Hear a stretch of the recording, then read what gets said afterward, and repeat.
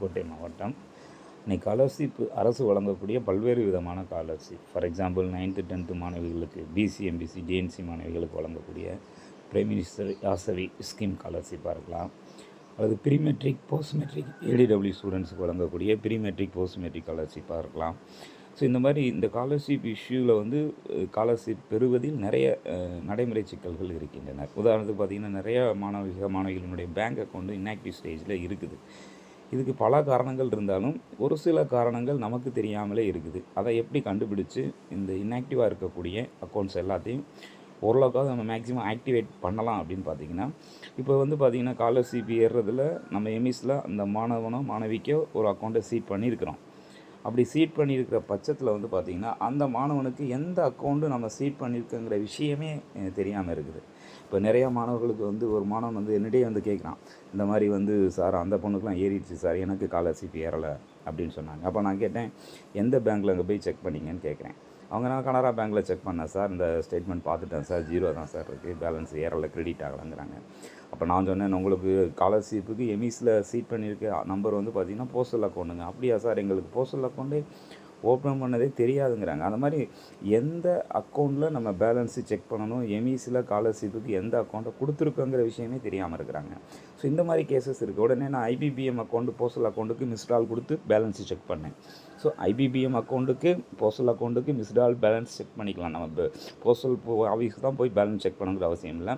7799022509 இந்த நம்பருக்கு நம்ம இந்த போஸ்டல் அக்கௌண்ட் ஓப்பன் பண்ணையில் எந்த நம்பர் லிங்க் பண்ணியிருக்கோமோ அந்த நம்பர்லேருந்து கால் பண்ணாலே போதும்.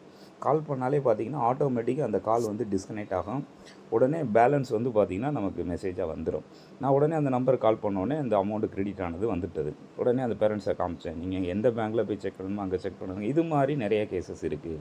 ஒரு பேரண்ட்டுக்கோ மாணவனுக்கோ மாணவிக்கோ எம்இஸில் ஸ்காலர்ஷிப்காண்டி எந்த அக்கௌண்ட்டில் கிரெடிட் பண்ணியிருக்கு, எந்த அக்கௌண்ட்டை சீட் பண்ணியிருக்கோங்க விஷயத்தை அவங்களுக்கு சொல்லணும். அவங்க பாட்டுக்கு ஒரு மாணவனுக்கோ மாணவிக்கோ 2 அக்கௌண்ட் இருக்கிற பட்சத்தில் தேவையில்லாத அக்கௌண்ட்டில் போய் பேலன்ஸை செக் பண்ணிட்டு இல்லைங்கிறான், ஏறலைங்கிறான். ஸோ இதுவும் ஒரு காரணமாக இருக்கலாம். 2வது, ஒரு மாணவனுக்கோ மாணவிக்கோ 2 அக்கௌண்ட் இருக்கலாம். உதாரணத்துக்கு எனக்கே 3 அக்கௌண்ட் இருக்குன்னா, எனக்கு லாஸாக நான் எங்கே ஆதார் சீட் பண்ணனோ அந்த ஆதார் சீடிங் பேங்க் அக்கௌண்ட்டு தான் விசிபிளாக இருக்குது.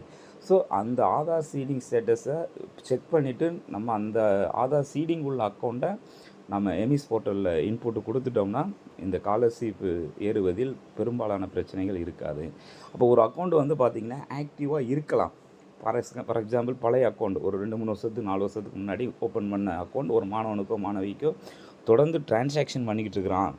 அது அப்படி இருக்கிற பட்சத்தில் ஆதார் சீடிங் இல்லாமல் கூட ஒரு அக்கௌண்ட் ஆக்டிவாக இருக்கலாம். அப்போ அந்த அக்கௌண்ட்டு அதுக்கு ஸ்காலர்ஷிப் கிரெடிட் ஆகும். ஆனால் கிரெடிட் ஆக வாய்ப்பில்லை. ஏன்னா அது ஆதார் லிங்க் இல்லாமல் இருக்குது.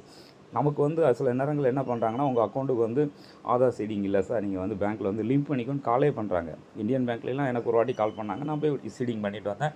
லாஸ் எங்கே சீட் பண்ணணும், அது ஆதார் கார்டு யுஐடிஐ சைட்டில் போய் செக் பண்ணால் நமக்கு எந்த பேங்க் அக்கௌண்ட்டு ஆதார் சீடிங் வாங்கிக்கிறது காமிச்சிருது.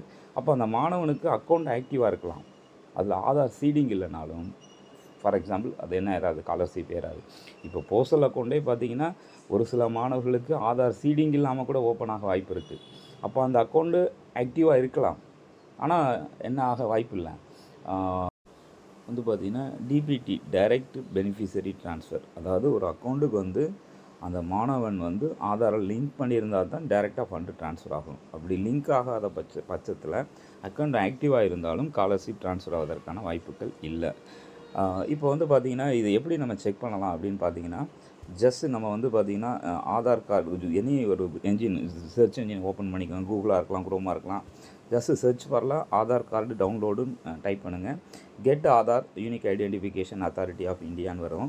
இதில் பார்த்திங்கன்னா டெஸ்க்டாப் மோடை எனேபிள் பண்ணிட்டு போங்க. அந்த 3 ஸ்டார்ட்டை கிளிக் பண்ணிங்கன்னா டெஸ்க்டாப் மோடில் எனேபிள்னா நான் எப்போயுமே ஆல்வேஸ் எனேபிள் பண்ணி வச்சுருக்கிறேன்.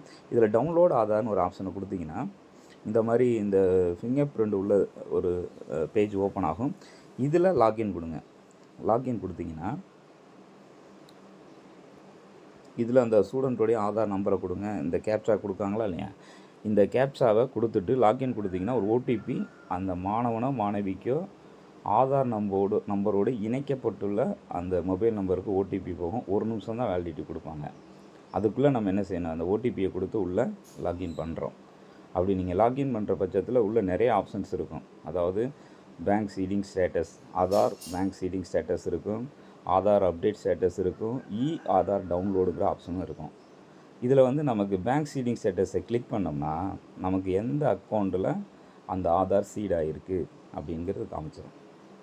அப்போ எந்த அக்கௌண்ட்டில் ஆதார் சீடாக இருக்குங்கிறத பார்த்துட்டோம்னா அதில் அக்கௌண்ட் நம்பர்லாம் காமிக்காது, பேங்க் நேம் தான் காமிக்கும். பெரும்பாலும் ஒரு மாணவனுக்கோ மாணவிக்கோ ஒரு பேங்க்குனா அதில் ஒரு அக்கௌண்ட்டு தான் இருக்கும். ஸோ அந்த பேங்க்கு நம்பரை, அந்த அக்கௌண்ட் நம்பரை நம்ம எதில் சீட் பண்ணுறது பெட்டர்.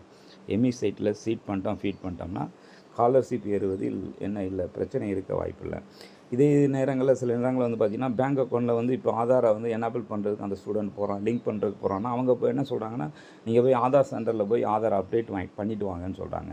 அது 2 days 3 days அப்டேட் பண்ணுறான், அந்த சென்டரில் போய் அப்டேட் பண்ணிட்டு வரான்னா அவங்க 1 week ஆகும், இல்லை 14 days ஆகும்னு சொல்லுவாங்க அந்த ஆதார் அப்டேட் ஆகிறதுக்கு. பெரும்பாலான நேரங்களில் அந்த ஆதார் கார்டு வந்து அப்டேஷன் இமிடியேட்டாக நடந்துருது. அதையும் நீங்கள் என்ன பண்ணலான்னு கேட்டிங்கன்னா இந்த சைட்டில் போய் செக் பண்ணிடலாம்.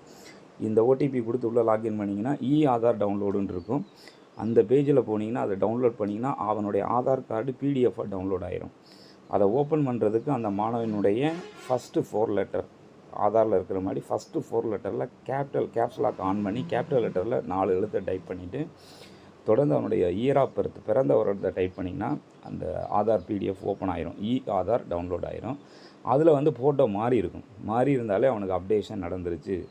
அப்போ நம்ம வந்து திரும்ப அந்த ஆதார் சென்டரில் போய் என்ன கேட்க வேண்டிய அவசியம் இல்லை, அப்டேட் ஆகிடுச்சா அப்படின்னு கேட்க வேண்டிய அவசியமே இல்லை. நம்மளே அதை தெரிஞ்சுக்கிட்டு அந்த மாணவனை உடனே என்ன செய்யலாம், நீ பேங்க்குக்கு போகிறா, இமிடியேட்டாக லிங்க் பண்ண சொல்லுப்பா அப்படின்னு சொன்னால் உடனே அவங்க ஆதார் லிங்க் பண்ணிடுவாங்க. ஸோ ஒரு அக்கௌண்ட் ஆக்டிவாக இருக்கலாம்.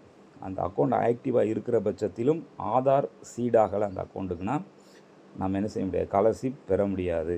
ஸோ இந்த மாதிரி இதேமாதிரி ஒவ்வொரு பேங்க்குக்கும், இந்தியன் பேங்க்கு வந்து பார்த்திங்கன்னா பேலன்ஸ் ஏறிடுச்சா இல்லையா, missed call balance checking number இருக்குது 8108781085. இந்த நம்பருக்கு அந்த இந்தியன் பேங்க்குக்கு ரிஜிஸ்டர் பண்ண மொபைல்லேருந்து கால் பண்ணோம்னா அதுவே கால் கட் ஆகி பேலன்ஸ் வந்துடும்.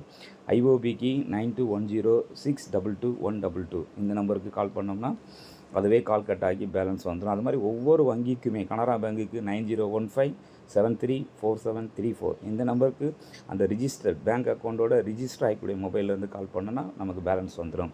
ஸோ மாணவர்கள் ஒவ்வொரு வாட்டியும் போய் பேங்க்கில் போய் எதை செக் பண்ணணுங்கிற அவசியம் இல்லை, பேலன்ஸ் கிரெடிட் ஆகிருக்கா இல்லையாங்கிற விஷயம் செக் பண்ணணுங்கிற அவசியம் இல்லை. இங்கேருந்தே மிஸ்டு கால் கொடுத்து என்ன செஞ்சிடலாம், அந்த மாணவன் வந்து பேலன்ஸ் கிரெடிட் ஆகிருக்கா இல்லையாங்கிறத தெரிஞ்சுக்கலாம். ஸோ இந்த மாதிரி இந்த நடைமுறை சிக்கலை தீர்ப்பதற்கு பேரண்ட்ஸு கோஆப்ரேஷன் இல்லாமல், அவங்களுடைய உதவி இல்லாமல் நம்ம இதை கொஞ்சம் பண்ணுறது சிரமம் தான். ஏன்னா நம்ம டிஏஐ இந்த ஆதார் சைட்டில் போய் நம்ம வந்து ஓடிபி வாங்கி பண்ணுறதுங்கிறது அந்த பேரண்ட் இங்கே வரணும். ஏன்னா நிறைய பேரண்ட் அன்எஜுகேட்டடாக இருக்கிறாங்க. அவங்களுக்கு மெசேஜ் போனாலும் அந்த 1 minute அவங்களால பார்த்து சொல்ல முடியறதில்ல. அதனால் அவங்கள இங்கே வர சொல்லிடலாம். மொபைலோடு நீங்கள் ஸ்கூலுக்கு வர சொல்லிட்டீங்கன்னா ஈஸியாக செக் பண்ணி நம்ம அவனுடைய அக்கௌண்ட் வந்து எந்த பேங்க் அக்கௌண்ட்டு ஆதார் சீடாக இருக்குது அப்படிங்கிறத பார்த்துட்டு நம்ம என்ன செய்யலாம், அவங்களுக்கு வந்து அந்த அக்கௌண்ட்டை எம்இஸில் இன்புட்டு கொடுத்துட்டோம்னா என்ன பிரச்சனை இருக்காது. இந்த ஸ்காலர்ஷிப் கிரெடிட் ஆகிறதுல இருக்கக்கூடிய பிரச்சனை நீக்கப்படும். தேங்க்யூ.